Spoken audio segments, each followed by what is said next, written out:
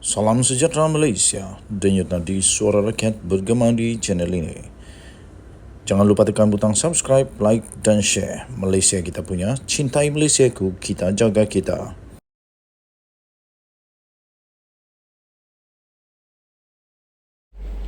Salam sejahtera Malaysia. Bahayanya jika puak-puak ini dapat kuasa. Satu pendedahan demi pendedahan yang menunjukkan bahawa memang agak berbahaya jika puak-puak ini dapat kuasa semula. Ada satu artikel daripada sahbudin.com.net. Bahaya puak ni bila dapat kuasa. Jika anda setuju, boleh komen Demi Pertiwi. Jika anda setuju, boleh komen Demi Pertiwi. Tapi sebelum itu saya ingin ucapkan bilion terima kasih yang sudah tekan butang subscribe. Yang belum, silahkan tekan butang subscribe. Boleh join jadi member kerana kita boleh bagi hadiah topi, souvenir yang lain juga, t-shirt dan sebagainya melalui channel ini kepada semua member yang terpilih. Seorang ketua pegawai eksekutif CEO sebuah syarikat swasta telah ditahan oleh SPRM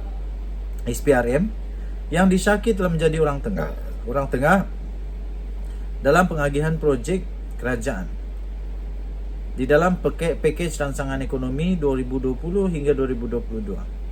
Okey, itu kamu sudah tahu.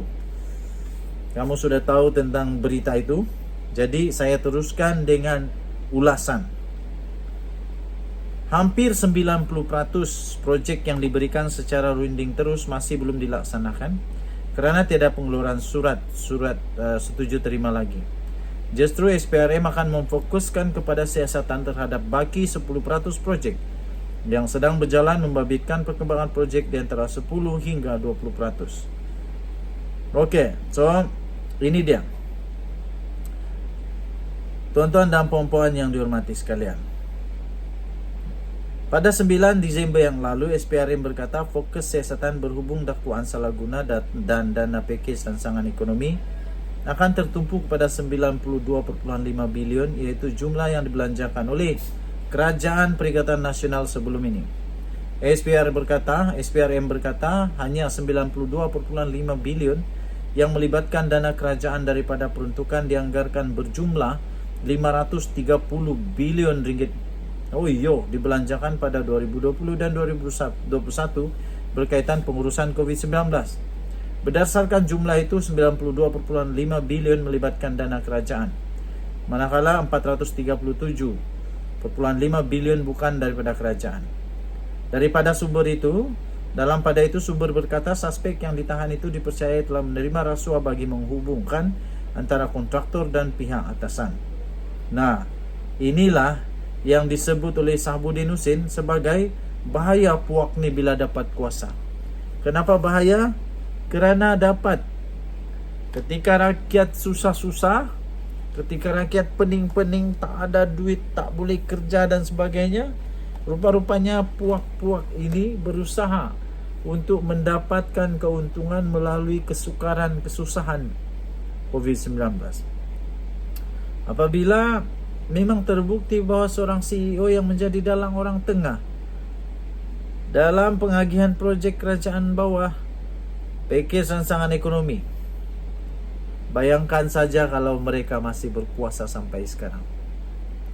Agak pelik jugalah. Mungkin kalau selalu ada PKP, selalu ada ini, selalu banyak pakej rancangan, selalu banyak ini projek, selalu banyak ni. Tapi rupa-rupanya ada orang tengah yang disyaki orang tengah yang menjadi untuk dapat komisen. Kerana dalam laporan-laporan yang lain dikatakan dia bertanggungjawab untuk collect, untuk kumpul komisen, ambil komisen yang akan diserahkan, dikreditkan kepada akaun parti politik. Parti politik mana? Belum pasti.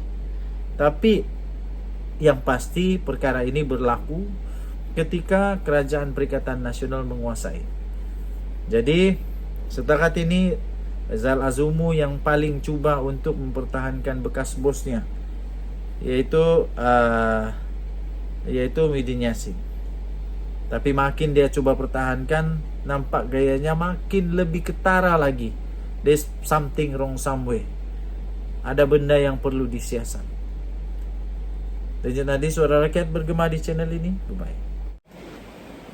Salam sejahtera Malaysia, denyut nadi suara rakyat bergema di channel ini. Khairi Jamaluddin membuat kejutan dengan satu kenyataan baru, pengakuan paling berani, pengakuan yang pasti akan mengejutkan banyak pihak. Dan pengakuan ini juga pasti akan membuatkan Datuk Seri Anwar Ibrahim terkagum-kagum, terkejut dan pasti mahu kalau ada manusia seperti KJ ini yang di dalam Pakatan Harapan. So tiba-tiba sahaja Khairi Jamaluddin muncul dan membuat kejutan. Khairi Jamaluddin berkata, berilah peluang kepada kerajaan baru ini untuk jalankan tugas. Itu kata Khairi Jamaluddin. Yang saya suka dengan Khairi Jamaluddin ni, the level of professionalism dia. Saya suka dengan dia kerana dia tak gila kuasa. Dia tak peduli tentang kuasa sangat. Malah dia kata dia tak perlu sangat pun. Dia tak pedulikan sangat, dia tak jadikan benda yang nombor satu untuk jadi Datuk kah, Datuk Seri kah, Tan Sri kah. Sebab tu sampai sekarang dia tak ada title Datuk. Sebab dia okey je. Kerajaan baru perlu diberi peluang untuk menjalankan tugas memandangkan negara pada ketika ini memerlukan kestabilan politik. Bekas Menteri Kesihatan iaitu Khairi Jamaluddin Abu Bakar berkata, prestasi kerajaan itu perlu dilihat pada jangka masa panjang dan tidak bagus untuk negara sekiranya terlalu cepat dalam pertukaran pimpinan itu dilakukan. Katanya dalam kenyataan tersebut, pendapat saya negara kita memerlukan kestabilan politik. Jadi buat masa ini kita kena bagi peluang kepada kerajaan baru ini untuk menjalankan tugas, katanya. Saya setuju. Kalau kamu setuju, kamu boleh komen, saya setuju. Tambahnya lagi, sebab saya rasa tidak bagus kalau kita cepat sangat tukar. Sekarang ini kita kena ada stabilan politik. Tetapi long term, jangka masa panjang, kita kena tengoklah. Katanya dalam ketika satu hantaran video di platform YouTube pada Sabtu yang lalu. Beliau ketika itu ditemui yang sedang menyaksikan perlawanan bola sepak Malaysia menentang Singapura di Stadium Bukit Jalil, di Stadium Nasional Bukit Jalil pada Selasa. Dalam pada itu ketika ditanya sama ada bekas ketua pemuda UMNO itu akan bertanding sebagai calon presiden UMNO akan datang, beliau enggan mengulas. Katanya, selain daripada itu turut ditanya mengenai perancangan Khairi Jamaluddin pada masa akan datang, beliau berkata tunggu dan lihat. Perancangan masa depan saya, katanya, kita tunggu dan lihat sajalah, ujarnya lagi. Okey, tahniah kepada Khairi Jamaluddin. Saya respect dengan orang ni. Walaupun dia tak menang, tapi saya tetap respect dengan dia. Kerana apa? Kerana Khairi Jamaluddin bukan orang yang suka untuk condemn orang lah. Dia tak suka condemn orang, dia tak suka hina-hina orang. Dan paling saya suka, kamu masih ingatkah Khairi Jamaluddin? Dia cukup berani untuk menyatakan kebenaran. Dia berani menyatakan melawan Najib Razak yang sekarang ini sudah terbukti apa yang Khairi Jamaluddin kata itu memang betul. Tentang rasuah, penyalahgunaan kuasa, penyelewengan dana 1MDB, SRC International. Khairi Jamaluddin memang bagus. Dan ternyata Khairi Jamaluddin tak suka dengan perkara-perkara yang tak betul. Itulah yang saya suka dengan Khairi Jamaluddin. Kalau kamu setuju, kamu boleh kata saya setuju. Denyut nadi suara rakyat bergema di channel ini. Kita jumpa lagi. Bye-bye.